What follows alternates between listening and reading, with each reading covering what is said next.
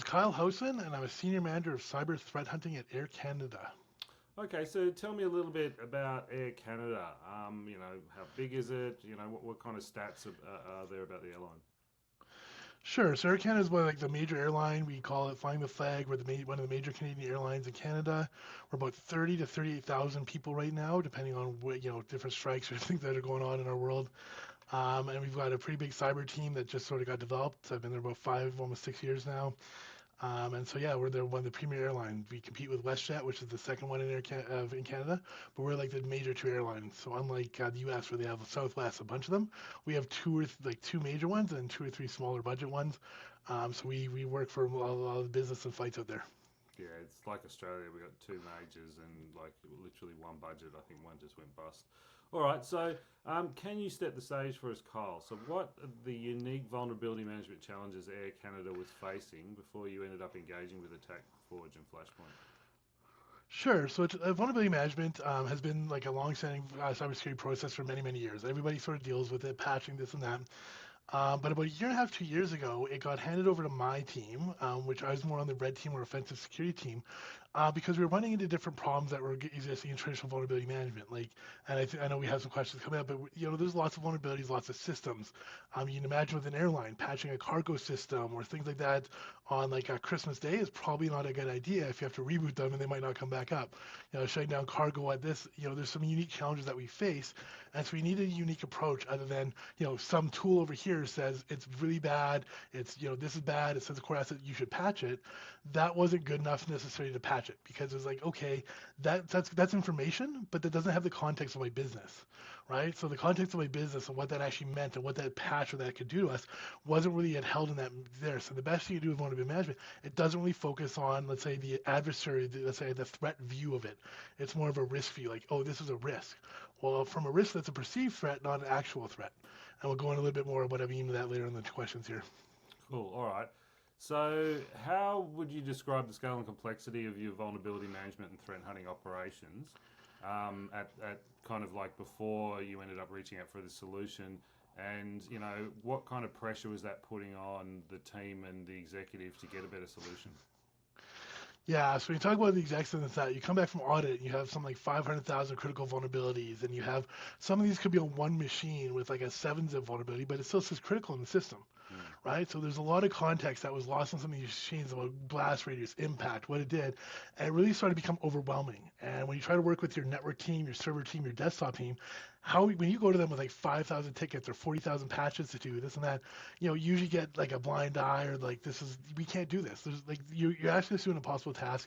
We don't know the impact that the changes will have. So you may say it may be non-impacting, but we don't know if that Chrome update affects a airline app that's only runs on Windows 9 or Windows 7 or whatever it may be, like a legacy system. So there's so many different caveats that we had that you're almost in a sort of like analysis paralysis. You can't really move forward because you don't know how to get all through that big chunk of data without also breaking some different systems.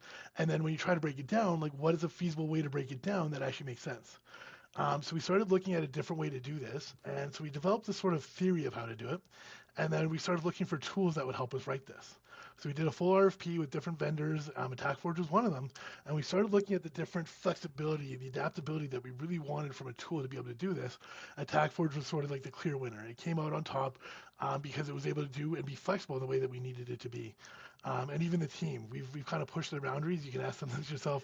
We'll ask for things that their tool, like say, natively doesn't do, but they're so adaptable and flexibility and that it makes sense that they work with us to grow with us. So we might, like today, we might not have it, but tomorrow they might, right? Like traditional vulnerability management, let's say like a Bloodhound.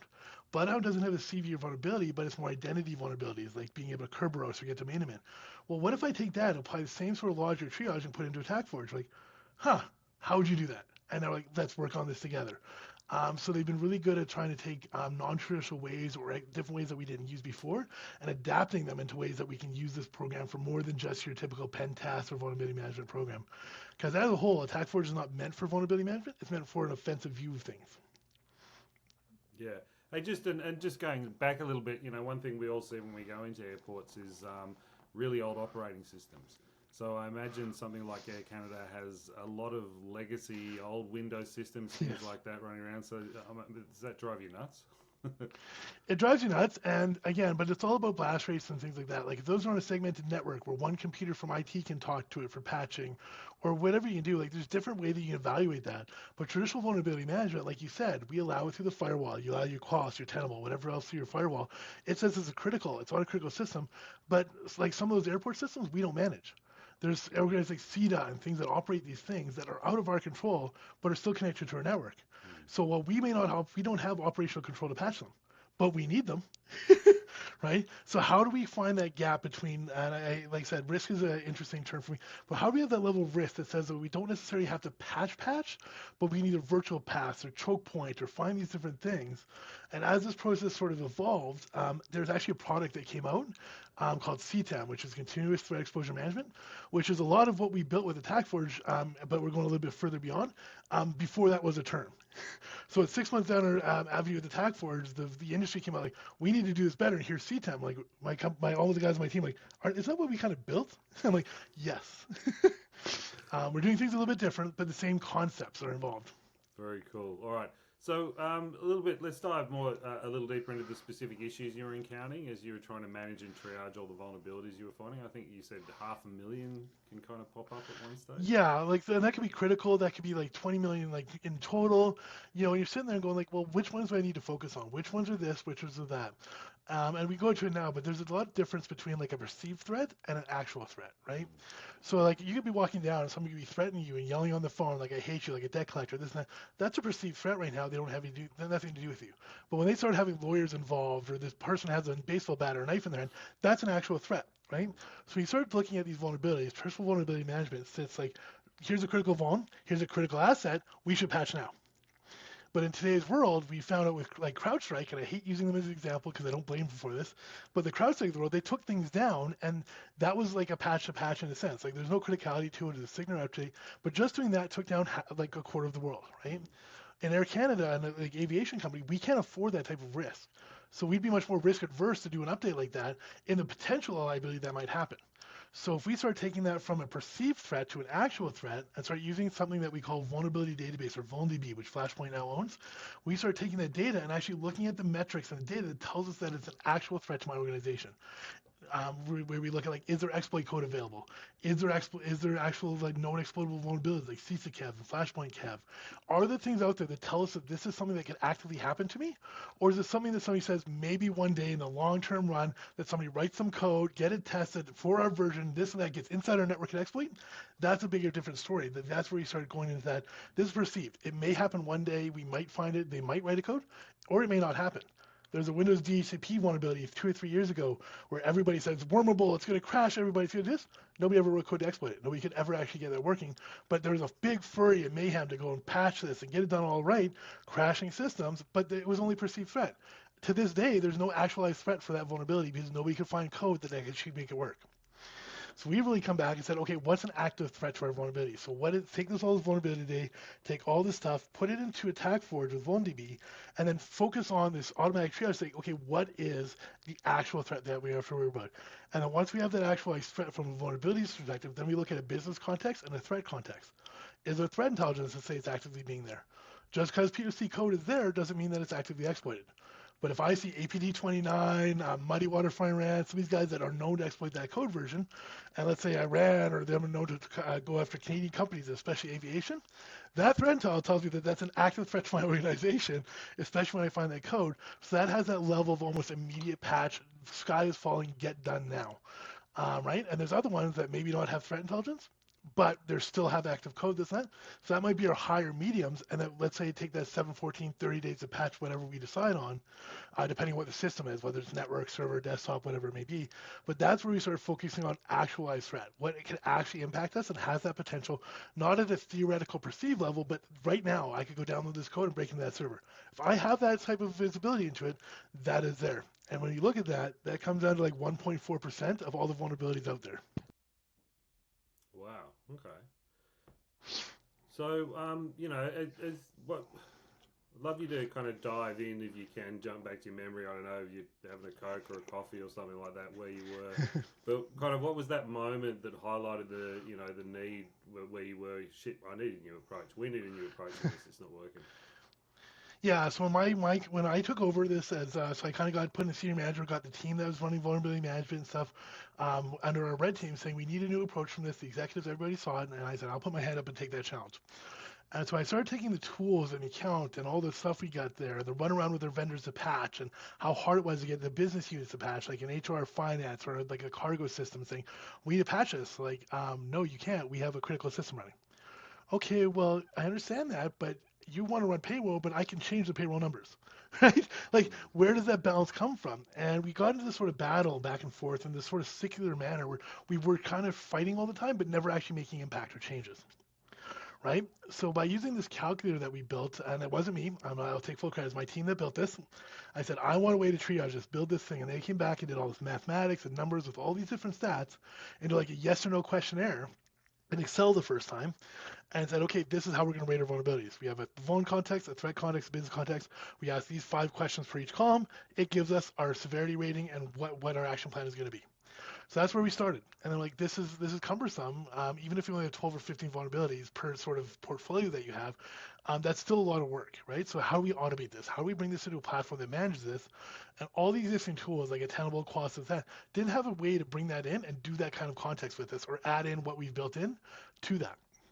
And AttackForge came in when we did RFP, and they were the ones that said, we can actually build that with you. We can actually give you the ability to be so flexible that we'll take what you guys built and put it in our platform versus like, this is what our platform does, write a program that fits with us. And that's where we really got drove to them is they're really that company that didn't say, here's a black box of what we sell, here's our product, make whatever your process work with our product. We said, here's our process, is like, we're gonna make our product work with you. And that's really why Hackforge was sort of the one that stood out. Is like, thank you for working with us. This is incredible. You know, sometimes there's learning curves. Sometimes there's like, we didn't know this was here, or hey. But at the same time, we've worked together and we found those ways to get there. And even though, like I said, some of them like, oh, that's going to take us 6 months, or hey, we can't do that because that affects the entire code base for every other customer. They've still put it on plans, and we still work together with them. And it's never really been a no, we can't do this. It's been a priority wise, we needed this, or we get these 5 things done, and then we can work on that after, right? So they've been very adaptable, very flexible with us on our prioritizing and figuring out what we can actually do. And look, just to touch on that a little bit more, I mean, look, I got another, one of our other clients is also working primarily in the States, zero knowledge end-to-end encryption, law enforcement Yep. agencies. They're often asked to do extra things and they say no all the time. They stick just to that product. Whereas AttackForge has this different kind of approach, which is if they can do it, they will do it. And Yep. that clearly has led to a very unique and deep relationship with you guys. So, how important was it discovering a team that had that flex? And I know you've kind of touched on it, but how important was Yeah. it for you guys to discover a team that was willing to work with you like that? So you can talk about CISO. I pick products and things like that. But when I pick a product or a team or a vendor that I want to work with, one of my primary goals to work with a vendor is that they're able to do that. Even if you talk a big company like a Tenable, this and that, because I usually take things and do things uniquely. I don't usually just take a black box like this is what it says, this is the information. That's great, but whether it's even a SIM or a security alert, that's all information. That information doesn't mean anything unless I can operationalize or do something with it.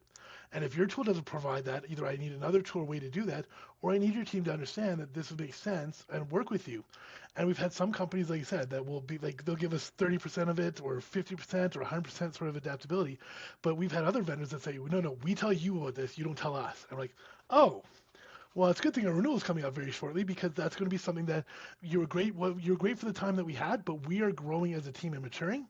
And if a vendor is not willing to grow and mature with us, they're not the right vendor for us, Mm. right? And so we do that with a lot of our different vendors. And AttackForge has stood out as one of those ones over the last year that we've had them, a year and a bit here, that really worked with us with different challenges, with unique questions, with like I said, they're not traditional vulnerability management. But then I broke down our management program, and we broke them into portfolios that actually almost looks like a pen test management. He's like, okay, now when you say it like that, Kyle, now 100% we are on board, we're done like this, right? But it's one of those things that was like, we're not a vulnerability management tool, so you bought us, but we don't do that. I understand that, but this is how I'm going to do vulnerability management. Like, that's unique. That's really cool. You're doing it in a way that nobody else does. You can definitely use our tool to do it that way. Let's build that, Mm. Yeah. right? And then working with like VulnDB, Flashpoint was really good at working with us VulnDB and saying, hey, we want to integrate you. They've had some Splunk apps, some different apps that they work with ServiceNow, but we didn't have the ServiceNow vulnerability package. So like, so Flashpoint came in like, hey, we want to use this with this tool, and this is what we want to do. So we're going to download like your whole database and do incremental updates, which they said you could do. But we're like, we want to use this new vendor they never heard of. Like, okay, we'll give you a month access, unlimited, build all your tools, operationalize it. We'll take it down to just the API, your licensed API account. They worked really flexible with us. And then we did a talk with them. He's like, this is so cool, right? Because they have this great information database, but nobody actually took it down and showed this sort of like end-to-end sort of use case of it, where it's operational and making that much use of it. That's why they wanted to do a talk with us as well. That will be coming up with Attack Forge, and I did a brief on for 20 minutes at their Flashpoint Exchange user exchange conference. Well, cool. So, what were your initial expectations going into the collaboration? When you were kind of hunting for this solution, were you positive, or did you think you guys were going to have to build your own solution as you were kind of tracking down? So that before you're talking the part with Flashpoint or with Attack Forge? With Attack Forge. All right, so with Attack Forge, we were pretty confident going in. I'm a pretty positive, smiley guy. So when I talked to them during the RFP process, we asked some different curveball questions in there and things like that. I was pretty positive. And then even when we first got started, I have my team members have a meeting with them, and they come back like we're having some issues, right? And I'm like, okay, well, what are these issues? And they jump on the call and sort of, I rephrase the same sort of thing in a different way because of how I see it in my head. And they're like, oh, that's what you meant? Oh, yeah, we can 100% do that. So the only challenges I've had is sometimes people have been stuck, even TagForge or my team or even myself, in those legally thought processes, like, oh, we need to do it this way.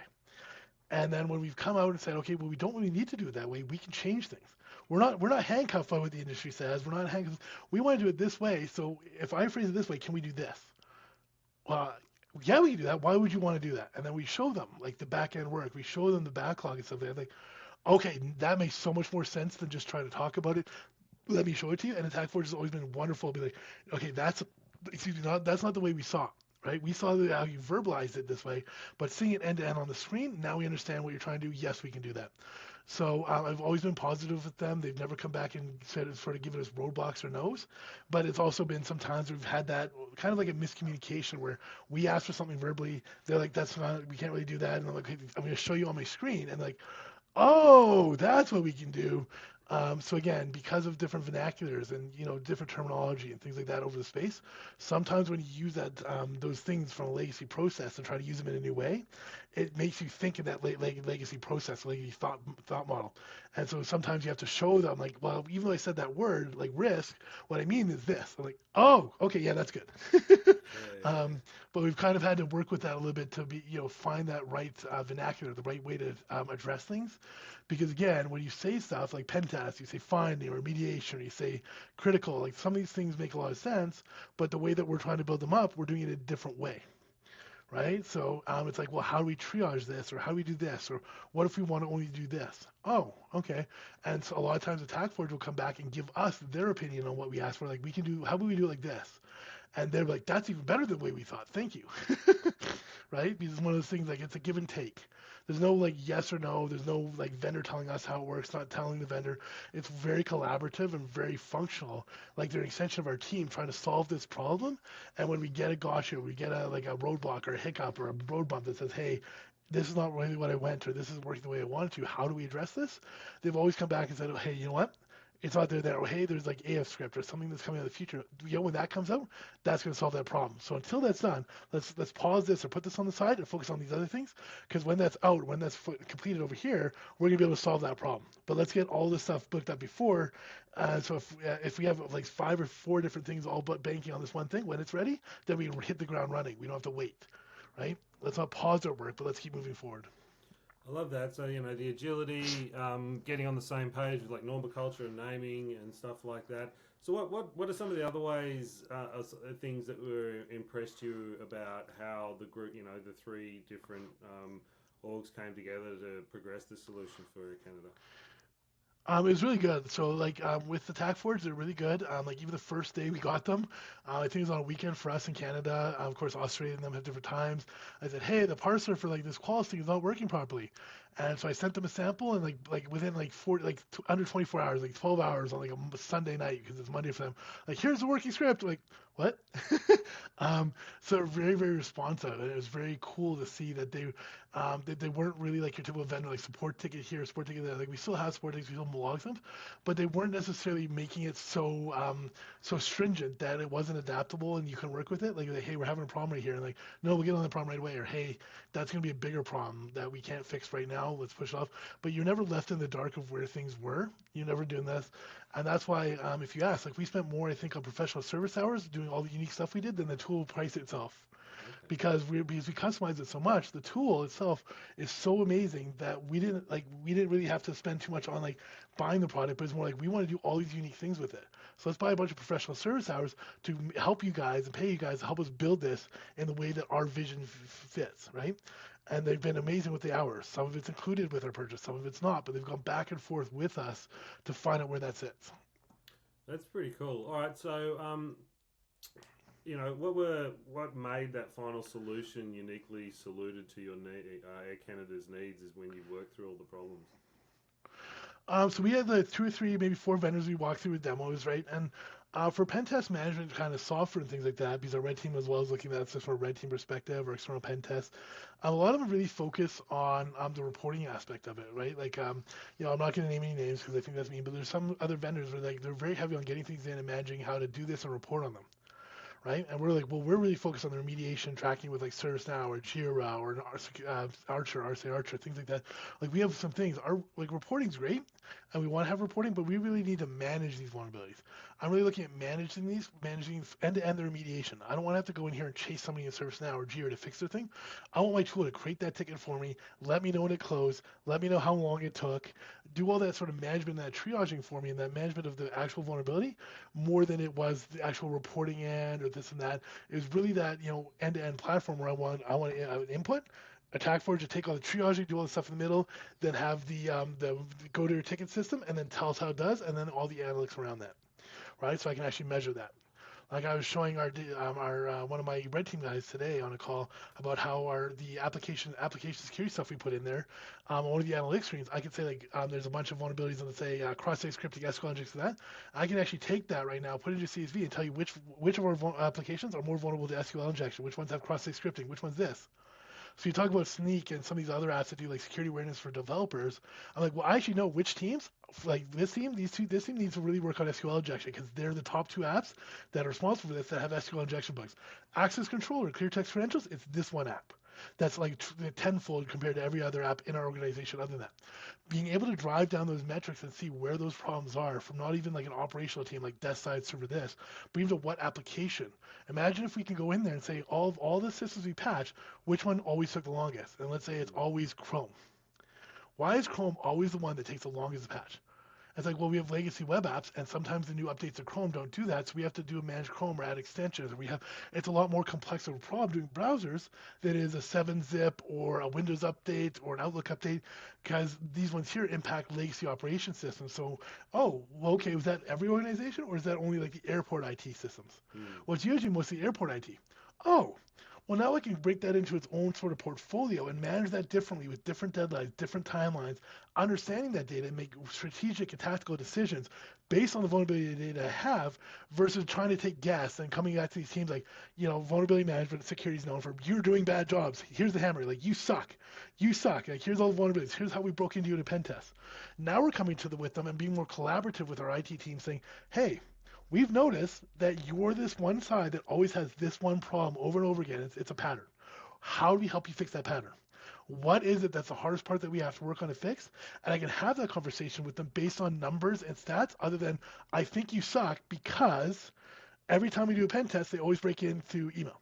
Okay, well, that's why we're working Proofpoint or whatever tool we have. It's not, maybe it's the configuration we have, not the team that sucks, or maybe it's a setting or whatever they're logged into that's a problem.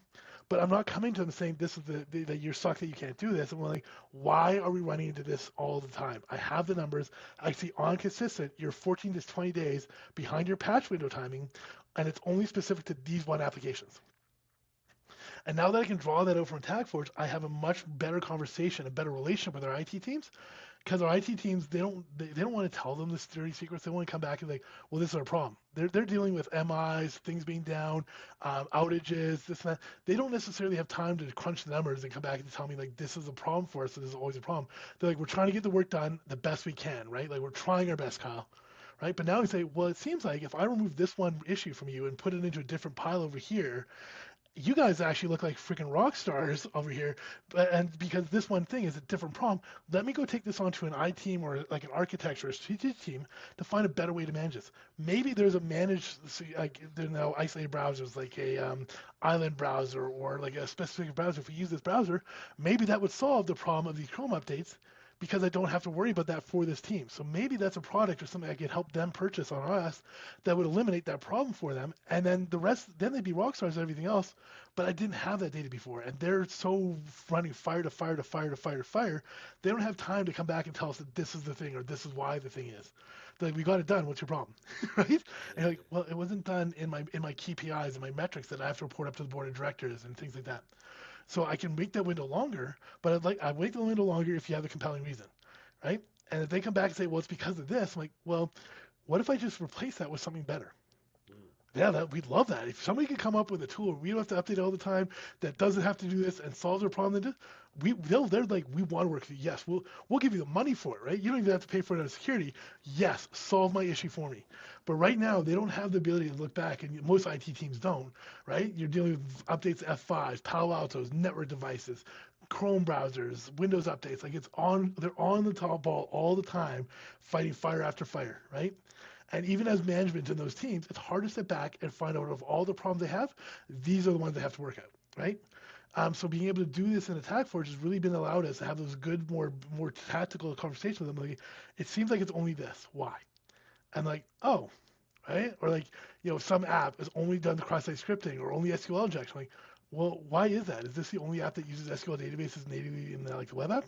Oh, well, that's interesting. Well, I didn't know that.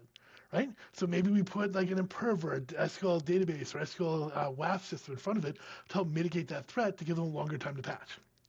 Right? But again, now have that discussion. And so one of the things I guess I'm hearing from you is that with all of that data and the way it's presented, it's allowing a cultural shift to occur because you're actually building a collaboration between the pen testers and the engineers that isn't adversarial. Correct. And again, so we still have IT hygiene, right? So if I separate these out into different programs, what we're using AttackForge for, like 98% of it, is looking for those active threats, like we talked earlier. Those active threats that I have to worry about that could compromise my business. We still have patch management and like just Windows updates like Patch Tuesday that happens. Patch Tuesday may come out and have nothing that's an active threat to my organization. Right? Or even if it is an active threat, it could be something in a Chrome browser where you have to download a specific file and have all these contexts in order for that exploit to work. That may be critical for Microsoft, but because of all those caveats that might have to happen for it to work, we might rate that as a medium or a high, right? So because we're able to triage that, it's allowing us to have the time and the breathing room to say out of, let's say, 8,000 vulnerabilities, we want to create 24 ServiceNow tickets to patch these 4 packages or these 4 apps or these 4 computers. And then the rest of it is like IT hygiene. Okay, we're going to do Windows updates. You're going to get Windows updates pushed out in the next 30 days. When that's done, it's there. But again, in 30 days, if they don't do it, AttackForge will be like, these are still live from your SLA that you put in AttackForge for these ones that are below this. Then I go say, what happened? And right now, I'm going through this right now. Oh, it's change freeze. We have a change freeze over the holidays. Imagine an airline. It's our busiest time of year.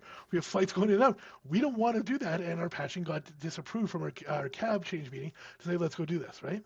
And then so then we might say, okay, well, maybe we need to do these 2 out of the changes we propose out of these 25 changes because these 2 are critical and active threats, but the other ones, I can wait till January. Right? So there are reasons for this to happen. We are monitoring that, but my team is primarily focused on those ones that are triaged to a level that are going like, this is an active threat that's going to put my company or candidate in the news. And if I can get us out of the news, I can stay us from being actively attacked. The rest of that hygiene stuff is more of a process getting in there. How do you update 7-zip or Adobe or things like that? We have time to breathe with that because we're not focusing on 500,000 vulnerabilities. Now we have 24. So if we only have 24 vulnerabilities to patch, I can spend the rest of my time focused on, okay, how do we get packaging for Adobe to work? Can we do auto updates at Global Protect? Can we do auto updates in Chrome? Right? I can spend the time to focus there because I'm no longer under this barrage or this sort of boulder of rolling problems that just never goes away. Because if you're in vulnerability management, I'll patch today. And next Patch Tuesday or next week, there'll be another like 0 day comes out for a global protect to Palo Alto or something like. And I went from like, oh, we're going down, up, and we're up here again. Now we've got like 40,000 new patches to do, and I'm like, oh. But now we're not stuck on that boulder because even though there's 40,000 high critical from Palo Alto or from a Tenable or Qualys that comes up, we triage those like those are only medium to us. Like, look at all the context dependent. You have to be on the inside of the network. There's no exploit code yet, so it might be critical. But until I hear that somebody's exploiting it, I don't put that in medium, and we have 60 days to patch. And so telling the IT teams that they're not just responding to news and the like, not just news. Like, yes, we have a threat intelligence program that does this, but we're not just listening to the hype. I did another contact with the hype of vulnerability. I'm not listening to the hype. I'm actually using raw numbers of data to do this triaging for them, and they can see the less that we ask of them, the more willing they are to work with us because they're not seeing this over and over and over again. A lot of teams get in that cycle where they say it's critical. This says it's critical. I'm going to trust my critical, right? Whether it's an antivirus signature, a vulnerability database, a threat. Oh, it's all critical. Well, that's information, right? That's just telling you one thing. Like even like a medical diagnosis, that's just one thing, but that doesn't mean that that's necessarily a bad thing coupled with everything else you do. Yeah. Right? So how do you use this data? And then they're like, well, that makes my life a lot easier. I can now work with you, Kyle, to learn how to auto update or update Adobe because you only gave us 5 tickets last month to patch. We're going to focus on those. Or last week we're going to focus on those with 5. They're standard things. Adobe's easy to patch. We got this. So let's sit down and figure out why we can't do this. Right? Let's figure out what the process is. Do our vendors not know how to patch applications? Does this application break airport IT? I don't know these data, but we haven't had that conversation. If I send them 500,000 vulnerabilities patch, they're going to tell them they don't want to have that conversation with me.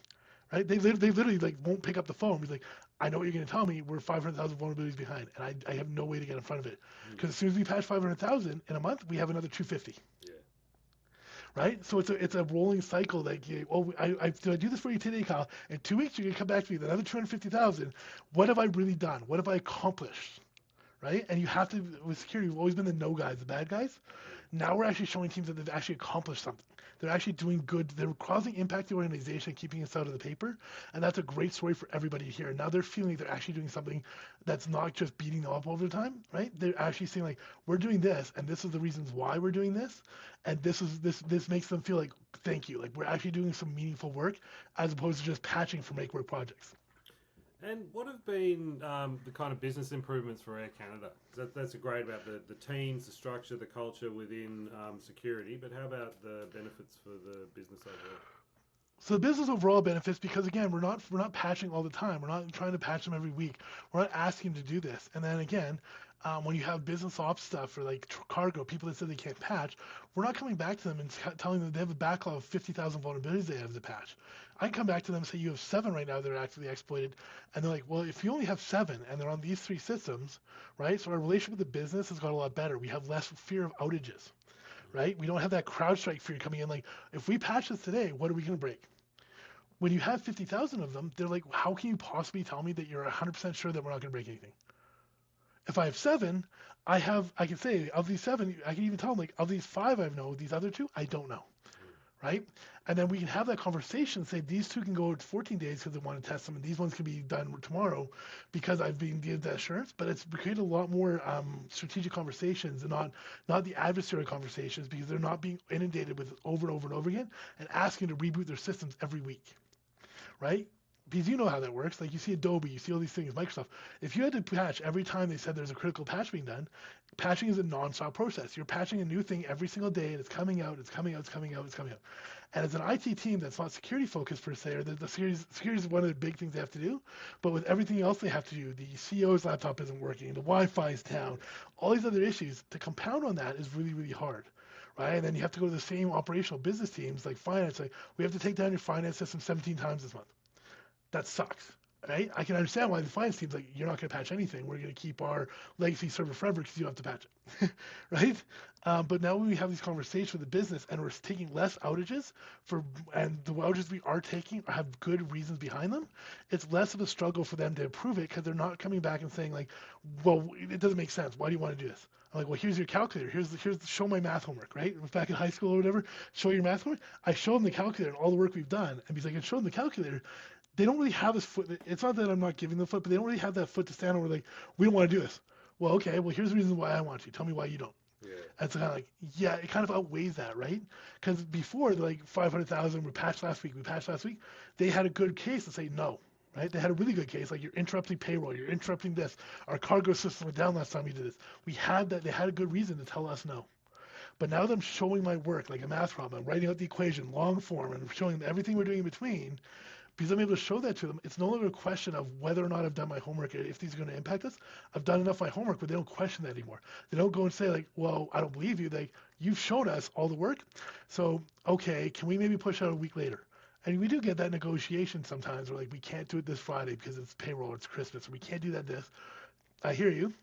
But what would be a good time for you? Then we can reapply different SLA to them and bridge out to them. But it's not a we're telling you no. It's not these white or black answers anymore. It's not a this or that. Like it's like we're saying no, and we're like you have to, and they because that's what usually happens in a lot of these cases, right? Yeah, and like basically Air Canada has just literally changed its approach to pen testing and cybersecurity in general after using the platform. And the way you build a partnership with them. So I don't like to say this because then again our GRC guys might get mad at me for saying this, so I'm sorry. But right. When my team trying to take the thought process away from like a risk type model to more of a threat based model, because they're very very different, right? Like if I were to ask you, what is the difference between a threat and a risk? Well, the risk is a perceived thing, something that could occur, and a threat is something that's imminent. Correct. So even like you think like Homeland Department of Security, things like that, when you have this, a threat is something that they have to take action on. A risk is like, do they have a risk that somebody like makes fake passports? Yes. But until they have somebody actually showing them a fake passport on the dark web that somebody can buy, that's just a perceived risk, and they might put that on their radar, but they're like, we don't really have to investigate that until somebody puts on the dark web they're selling fake passports that bypass U.S. security. When the TSA goes like, fake passports are getting through us, that's a threat to them, and that's a threat to the country. They will focus on that. Same thing here is I'm trying to take more of a threat-based approach, and even like MITRE calls it threat-informed-based approach. I'm taking this informed-based approach to saying, this is an active threat to my organization, and how bad is this threat? What does it mean? And then what does it mean to my business? So remember the vuln context for the CVSS score has got to be greater than a 7 or 8, and then it's got all these different things, remotely thing, got to be like unauthenticated, remote access, all these things.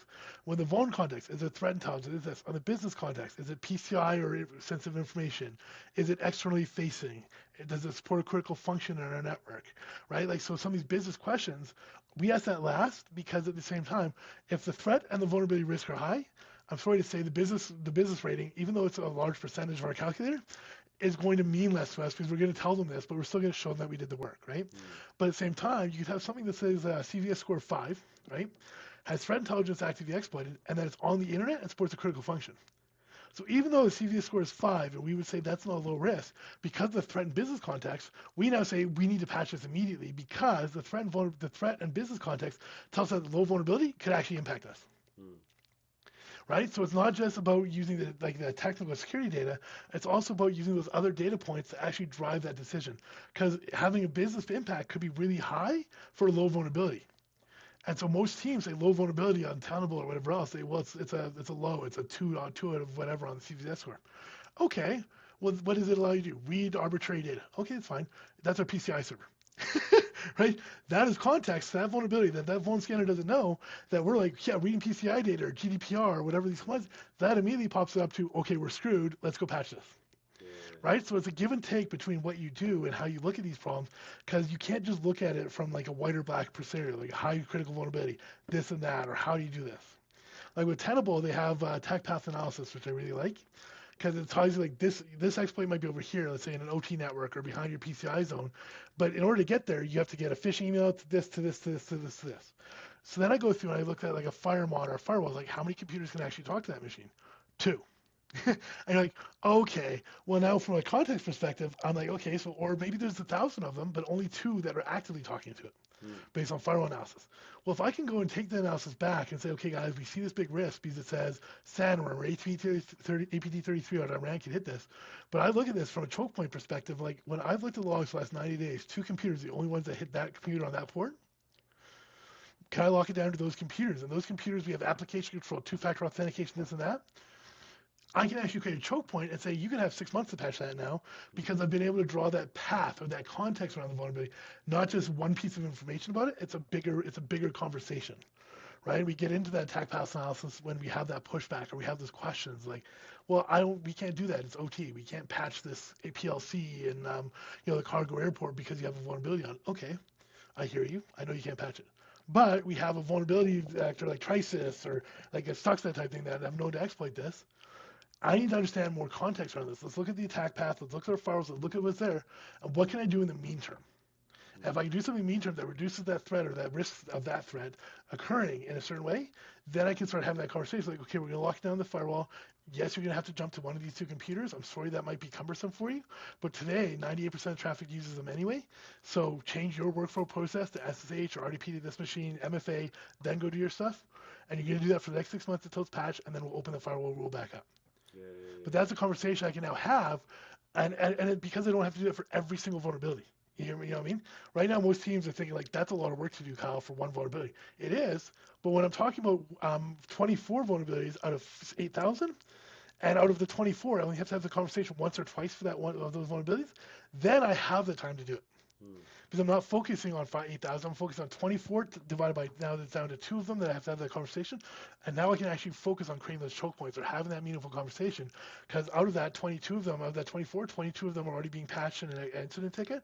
And the rest are not at the level right now that we're going to get them patched in an IT lifecycle patch management process in 30, 69 days, whatever it is. So I don't have to worry about that. And if, let's say, one of those vulnerabilities pops up in my threat intelligence that says it's really bad over here, that will pop back up on my radar and I'll account for it at that time. Right? But as it stands in my assessment today, I can now have those conversations, spend the time to do those choke points because I'm not focused on 500,000 anymore. That overloading of information isn't there. That I'm almost like crushing you on your shoulders. You're trying to carry it. Like I don't know how to make a dent in 500,000, right? But I don't have to right away because it's not going to impact us. I still need to make a dent. I still have to do IT patching. I still have to do these things. But I also have more time because I'm not going to be in the newspaper because of what the process my team follows. Yeah, Right? and so like I mean, it's a pretty amazing solution, and there's all these other enterprise businesses out there suffering that kind of crushing, overwhelming of not being able to kind of direct their resources to all the vulnerabilities that are there. So how important do you think something like this becoming more standard and more widely used will be? So I see like you said, the product came out called CTEM, Continuous Threat Exposure Management. There's XM Cyber, Tenable, other companies that are doing it. What I liked about Tenable and some of the things, they use identities, they can integrate different well. But what you can see, I see a lot more coming into the question. And again, not to harp on them, CrowdStrike really beat the hammer in. Like we built this long before CrowdStrike happened, but as soon as that happened, everybody started questioning how if we can just update automatically. Right, so even when I go to my my CSOC, my incident response team, and I start talking about something like a new product for insider threat or things like that, like does it have kernel access? Could we have an update that comes in there that does a CrowdStrike? Those are active conversations we now have in our business because of the incidents that happened so greatly. Luckily, we were not impacted by CrowdStrike directly, but let's say we don't use CrowdStrike, but the airport that we flew to did, and they couldn't get their updated flight plans. Right, so it did like third party or down the road have like a transitory security effect on us, but because we have that question being asked, we still have. I see a lot of companies starting to say, okay, well, let's not patch for patch's sake. Yes, there's IT hygiene. My mom updates her Chromebook for doing her online banking and her Chrome stuff. So we have to do IT hygiene. It's a mandatory thing, right? IT hygiene is there. You can't be running Windows XP still and still have exploits available and no patching. We have to do that work. But if I can do that work without having the urgency or the concern of ending up in a newspaper being there, I can work on those problems without having pressure. I can find innovative solutions. I can sit down and have that conversation with them saying, hey, can you do this in 3 months? I want to get down to 90% coverage. I want to do that in 3 months. You have 90 days to get 90% coverage of this application across the organization. Let's find out what it is. Do we need to buy a new tool? Do we need to do this? Do we need that? What do we need to do to get this done? But I'm not under the gun anymore. Where traditional vulnerability management is always that hurry, hurry, hurry, hurry, hurry, right? CrowdStrike, patch this ADS update, patch this thing, patch this Windows update. This is 0 day. And they're not wrong. But again, that 0 day may be context dependent. There's one recently that they said the file has to exist on the computer, so you have to get it there. Then the file has to be in a certain context, have to be read in with this configuration to impact you. Okay, I hear that. But in my mind, I'm going, so you need to be authenticated to the machine. You have to get a file on there. And if that file has to be read by a specific way, by a specific parser, that this is there, that then there tells me that that's not critical anymore, even though Microsoft might think it is. In my business, that's like, well, okay, what are my filters on my web filter and my email to block that type of file extension from getting my network? Right? That is, if I can block them from coming in, yes, I have to patch it, but do I have to patch it on Friday or by the end of January? Probably the end of January because I don't accept that file over email. Yeah. I've removed that initial access vector, right? But I can have that time to make those decisions now, and that's where I see a lot of companies are starting to look at it, like because again, vulnerability management is hard because you don't know you can't put every compensating control in there. Whether it be WAF, antivirus, this, right? So you work with like Palo Alto. Hey, there's a signature out for this WF type, or RTF type exploit. Can we see that we see NTLM through the Palo Alto or the RTF file? Yes. Okay, let's alert on it. How often does this happen? Microsoft recently had one where there's NTLM that can be stolen by a special condition with a file on Microsoft that we get the NTLM creds. And it's an active exploit, this and that. But I'm like, okay, well, first of all, you still have to crack the NTLM. Password policy, 14 plus characters. That's what, 20 million years or something to crack a password, maybe, if it's got some good stuff to it. Second of all, NTLM onto the internet shouldn't necessarily be allowed, but there are instant cases like WebDAV or different applications we may have or different partners we have. You know, like Alaska Airlines or somebody coming into our guest network or whatever else might have to authenticate to their home, and it might do raw NTLM. I don't know this, right? So there are those use cases, but then we can create those exceptions. So we go, okay, what can we do with our controls? What if we just create an alert? Or what if we go in there and say, block this signature from anywhere internal or external? That's taking care of that exploit from being able to run on my network without having to patch in an urgency and breaking the cargo department from processing people's presents from Santa at the cargo airport of Toronto, which is our busiest airport, right? Like I've avoided, I hate, like I said, the risk management, but I've avoided the risk of breaking something by looking at it strategically, understanding the context about all these different pieces and saying, okay, guys, let's look at this. And that's literally what we did. Is we looked at it, put a rule in our Palo Altos and said, hey, this is what's going on. I said, well, we can't patch right away. I understand that. It's going to take a week or 2 weeks or whatever to test. I saw it in our traffic. I saw it. I ran the ruler sim. I saw it got hit like say it's like 10 times last 90 days. Like so the impact, even if there was some, is so low that we don't really have to go and ask the impact from a endpoint team or a server team because we can see the traffic in the firewall, what's going out, what would be blocked.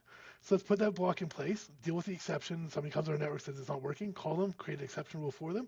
Let's put that in place today because the impact's so low, and then we are now assured, we feel tested that this is not going to impact us because of what we put in place, even if those conditions would apply, Yeah. right? So it's all about looking about these vectors. It's not just one piece of information, but like there's one of my favorite talks ever is this guy like attackers think in graphs and defenders think in straight lines, and as long as the defenders don't think in these graph formats, we're gonna lose. Like a bloodhound, different tools. Like if you think these graphs, like everything's connected, right? Initial access, kill chain. You start doing these graphs and you see these lines. If I can find an interruption here, here, here, it's just not just like this one information bad, critical. We can make more better decisions and find better ways to do this than just saying always have to patch, because that's not necessarily the best solution for some of these bugs. Yeah. All right. And just look, last question then. Yep. So, how do you see the partnership with Attack Forge and Air Canada evolving into the future? So we're continually pushing the envelope. So you can ask them. Continually find like different tools. So when we focus on, let's say, CVE vulns, right now we're working into configuration management type stuff, like in cloud, where you have like an access key or plain test creds that are found in DPSM, or adverse simulation with attack IQ, and how do you manage those detection engineering problems? Right? Let's say I run an adversary simulation for APT33 and there's a gap that didn't get detected because of this, right? Well, that's still like a vulnerability in our systems or a gap in our systems, right? And from a pen test perspective, that could be, hey, I was able to DNS tunnel on your network. Oh, well, now let's send that to the cybersecurity operations center, get them to write a detection rule for this or a block detection rule for this, rerun the scenario and validate that it's there and go.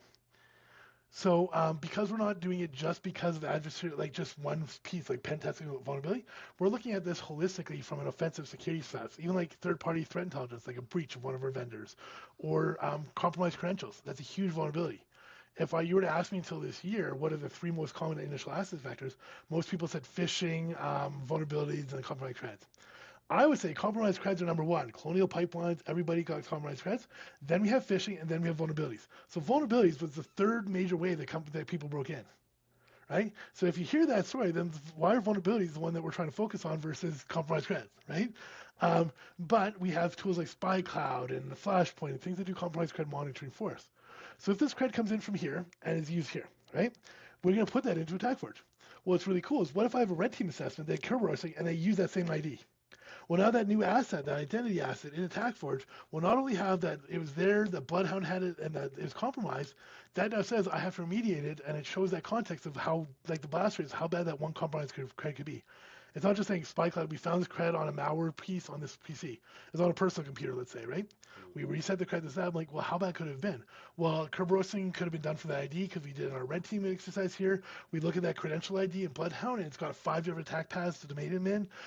So then we start talking about the contextual about that ID and all the different processes from offensive security that we run, whether it's red team, adversarial simulation, identity type attacks, all these different pieces that feed in there, and that provides context on that asset more than just saying this CVE exists.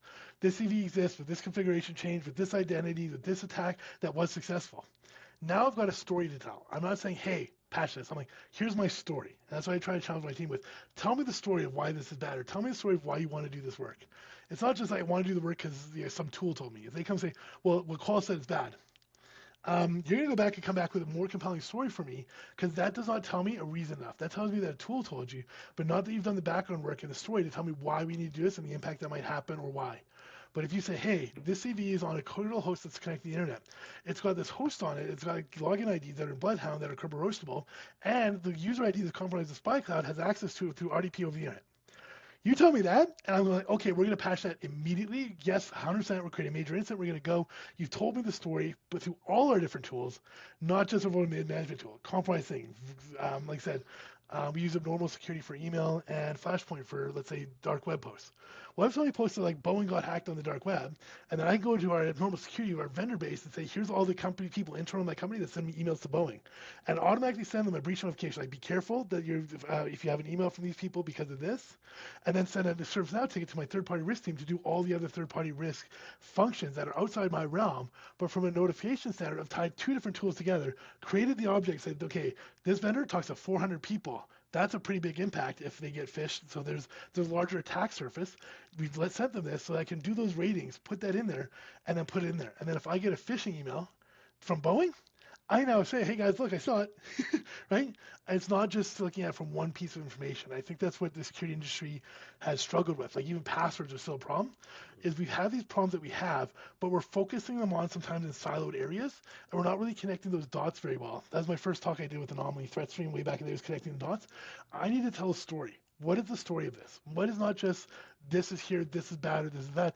Tell me the story of why this is bad. Tell me the story of why you think we should do this work. Explain to me all these different pieces.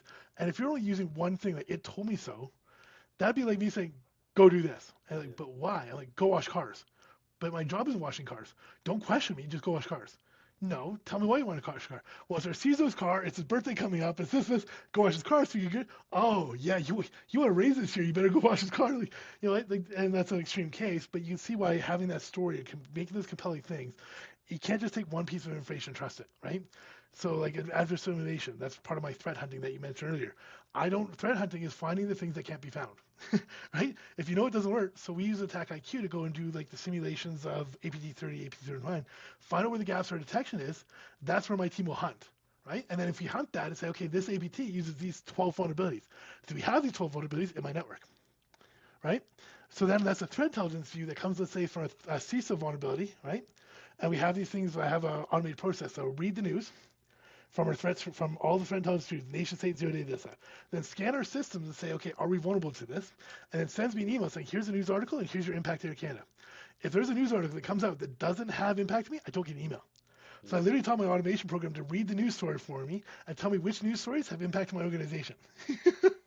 Very clever. So if you take that from a threat intelligence perspective, now I take that threat intelligence, we pipe it into our same triage process in AttackForge, which we're building right now. That same thing. Instead of an email, it sends it to AttackForge, does the triaging for us. And what if out of that email, out of those CVEs, none of them have an exploit available? Well, even though APT thinks it's APT, they're using these vulnerabilities and that, I can say, okay, well, where's the exploits? Private? Likeliness is low, but what systems we have that on? Oh, we have 4 systems. Let's go patch. I have 25,000 systems that are vulnerable to this one, but no exploit code. That article, then we say, okay, out of that article, here's the 2 vulnerabilities we want to create an incident to patch for. These other ones, we're going to go and say, hey guys, we want to patch this in 30 days. Go. right? But then I have that conversational story, and it doesn't matter what my input is. That's where people get so stringent on vulnerability management. It could be a pen test, a red team, adversarial simulation, bloodhound, an email we get, threat intelligence. All these are sources of information that need data around them to convert to an operational access process or operational process to say, I need to take action on this for a reason. But how do we build those reasons? How do we build that context enough to write a story that my CISO to my operational data to help my mom will understand of why I'm saying I have to work on Friday night, 7 a.m. to dinner with her, right? Because security never sleeps. We have those instances where you're on call. I'm not on call. I'm a senior manager, but I will still get a call if it's 8 p.m. on a Friday if something blows up. Well, I need to have that story of why I have to call my guys in after hours. They might have kids, they might have family. Why am I doing this? Why am I calling this thing? And if I can't have that story, other than somebody sent me an email, that's not a good enough story. But if I can tie all that stuff together and say, here it is, Citrix speed is there, Boeing got hacked by this and this and this, and we have this vulnerability, and yes, we said we patched it, but nobody confirmed it for us. Let's get their vendor on the call. Did you actually apply this patch? Was it all successful? Did you reboot the sensor, or did you patch it and you weren't able to reboot till next week? Because if not, you have to reboot right now. Because we saw an airline vendor at a party advised like JetBlue or something that got hacked with this same exploit. So I need 100% validation. So I'm going to call you at 8 p.m. at night, do a major incident to find that information because I've collected all these different sources, not just JetBlue, but this. We had this vulnerability. We said we patched. We did this. There's my corroborating piece of data to actually make a decision. Right? I think that's where we get a lot stuck in, I'd say, the tool verse in security. You get this SIM alert, it's something bad. You get this EDR alert, it's something bad. And it's like, we know all about false positives, but that EDR alert, not only does it have to just fire, but there has to be context about why it needs to fire. Right? Like, if this is a context where somebody running the a VOLBAS tool, like net group domain admins, if it's an IT user, I'm going to create that maybe a medium severity because it's an IT user. If a finance user has opened the command shell and run net group domain admins, they shouldn't even know what the CMD shell is. And maybe this guy's used to be IT or whatever else, but the context about that alert, who that person is extremely important to the validity or the criticality of my responsiveness.